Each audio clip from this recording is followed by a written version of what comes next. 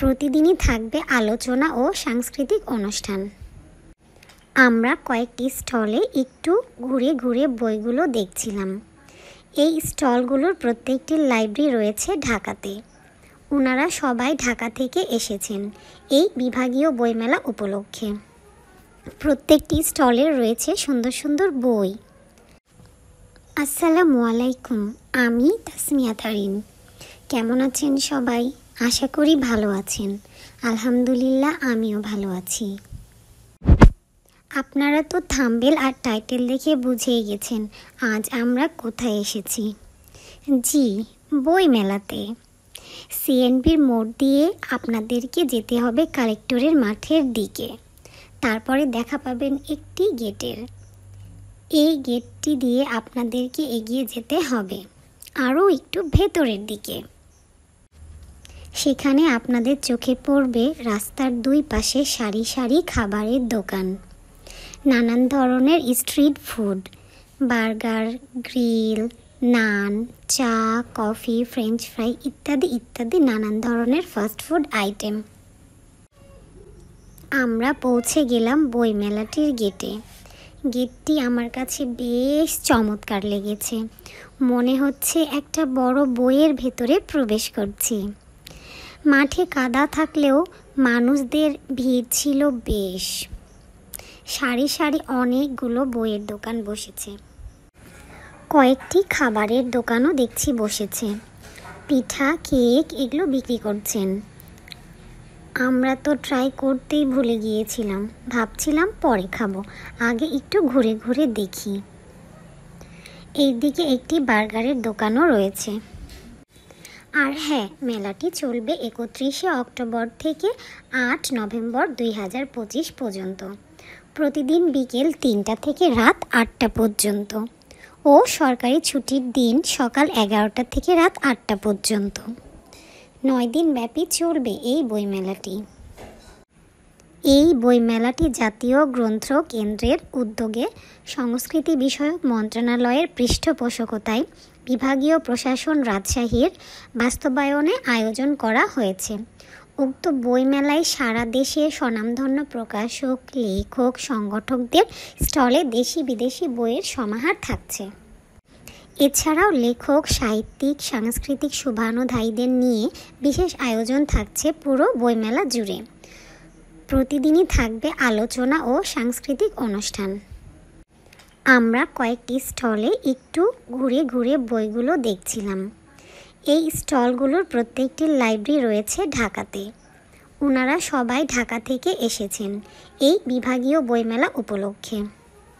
প্রত্যেকটি স্টলে রয়েছে সুন্দর সুন্দর বই। কাদার জন্য আমরা পুরোটা মেলা ঘুরে দেখতে পারি নাই। মাঠে ছিল পাতা পর্যন্ত পানি, জুতো ডুবে যাচ্ছিল। তাও আপনাদের জন্য কষ্ট করে কয়েকটি দোকানে গিয়েছিলাম। নানান ধরনের ও নানান ক্যাটাগরির বই রয়েছে এই স্টলগুলোতে। আমি যে কী ধরনের বই নিব তা বুঝতেই পারছিলাম না, কারণ আমি লেখাপড়া থেকে 10 হাত দূরে থাকা মানুষ। তাই আমি কোনো বই নিলাম না। তবে আমি জানি আপনারা অনেকেই রয়েছেন যারা বই পড়তে ভীষণ ভালোবাসেন। তারা হয়তো আমার মতো খালি হাতে ফিরবেন না এই মেলাটি থেকে। আপনাদের মনের মতো কোনো না কোনো বই আপনারা পেয়ে যেতে পারেন এই মেলাটিতে। দেখলাম অনেকগুলো ছেলেমেয়েরা ভিন্ন ধরনের সাজসেজে বসেছিল, সাঁওতাল, পরী ইত্যাদি ইত্যাদি। বোঝা যাচ্ছিল তারা কোনো পারফরমেন্স করবে। তাই আমরা ভাবলাম তাদের পারফরমেন্সগুলো একটু দেখি। অনেকক্ষণ অপেক্ষা করার পরে অবশেষে প্রোগ্রাম শুরু হলো।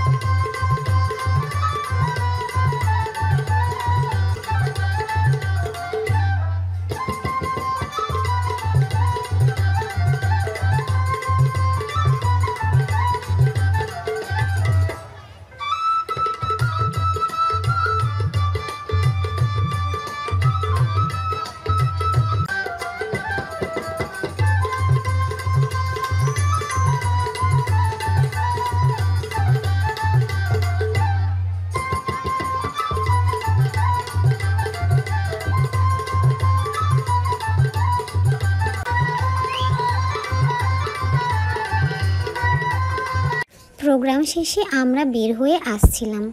আসার পথে মঞ্চের একটি পাপেটের সাথে দেখা হলো, আর তারপরে আমরা বের হয়ে পড়লাম মেলা থেকে। পরে মনে হলো আমাদের তো পিঠাই খাওয়া হয়নি, আবার এত দূরে যাব কিভাবে, আর হাঁটতে ভালো লাগছিল না।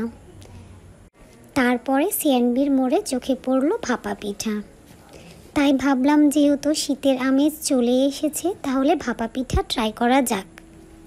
আমার কাছে শীতকাল মানেই ভাপা পিঠা খাওয়ার কাল। তাই আমরা এই মামার থেকে দুটো পিঠা নিলাম। উনি 15 টাকা করে পিঠাগুলো বিক্রি করছিলেন। পাশেই দেখলাম কেক ও পুডিং বিক্রি হচ্ছিল। আমরা পিঠা নিয়ে চলে আসলাম জুলাই সরণির দিকে। সেখানে একটি জায়গায় গিয়ে আমরা বসলাম। নারিকেল দেওয়া খেজুর গুড়ের তৈরি নরম নরম এই পিঠা আমার ভীষণ পছন্দের। এবার পিঠা খাওয়ার পালা। সো চলো খাই খালামুনি। পিঠাটা বেশ মজার। এই পিঠাটাই দিচ্ছিল শীতের রিক্ততার অনুভূতি। কিছুক্ষণ বসার পরে দেখি একজন লোক ঘটি গরম বিক্রি করছিলেন। আমরা ওনার থেকে দুটো ঘটি গরম নিলাম, একটা 10 টাকা করে। আমরা এটা এর আগে কখনো ট্রাই করিনি। মজার ছিল, খেতে ভালোই লাগছিল, গরম গরম আর ঝাল ঝাল। আজ এই পর্যন্তই। তবে একটা কথা, আপনারা চাইলে ঘুরে আসতে পারেন এই বইমেলাটি থেকে 8 নভেম্বরের মধ্যেই। সকলেই সকলের জন্য দোয়া করবেন। আসসালামু আলাইকুম।